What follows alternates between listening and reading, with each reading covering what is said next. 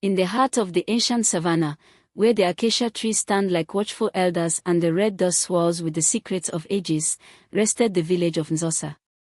It was a prosperous place, cattle grazed fat and content, millet fields rippled like golden seas, and the people lived under the blessings of their ancestors. Yet, like every village touched by the spirits, Nzaasa harbored both the noble and the wicked. Among its inhabitants was a man named Barber, the only barber for many miles. He was tall, sinewy, and sharp-featured, with eyes that did not merely look at you, they searched you. Some whispered that Barber's gaze could pierce through bone and slip into the soul like a shadow through a crack. His smiles were as thin and brittle as dry reeds, and the steady rasp of his sharpening stone echoed each morning like the hiss of an impatient snake. Barber had inherited his barber shop from his father, yet his father had been a gentle and joyful man, a stark contrast to the son who succeeded him. People often wondered how goodness could give birth to so much cruelty. While Barber provided necessary service, there was always an uneasy aura around him. Birds did not roost near his roof, children walked a carved path around his doorway, and the elderly murmured prayers whenever his shadow touched theirs. At first, the villagers only suspected him of greed or rudeness. But in time, pattern became rumor, and rumor became fear. Villagers began to notice that those who visited Barber often experienced terrible misfortune afterward. A young hunter named Dogo had entered Barber's shop for a simple shave. By dusk, he had accidentally wounded himself with his own spear and could never hunt again. A newlywed bride seeking a neat hairline for her wedding feast lost her voice the next morning and could not speak her vows. A respected elder who wanted his beard shaped awoke the next day to find his memory slipping away like water from cupped hands. No one could prove that Barber caused these tragedies. But in Africa, where the veil between the seen and unseen is thinner than spider silk, coincidences are rarely believed.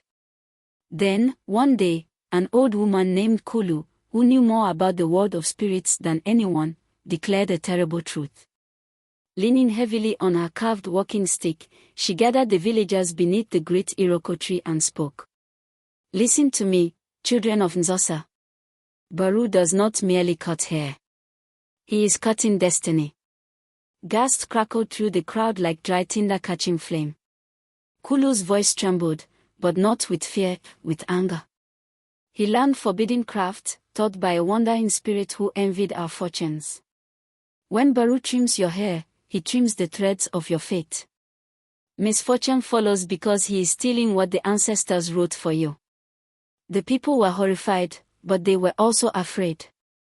Barber was cunning and powerful in ways they could not understand. Confronting him might provoke darker forces. And so villagers avoided him when they could, whispering prayers of protection whenever he passed.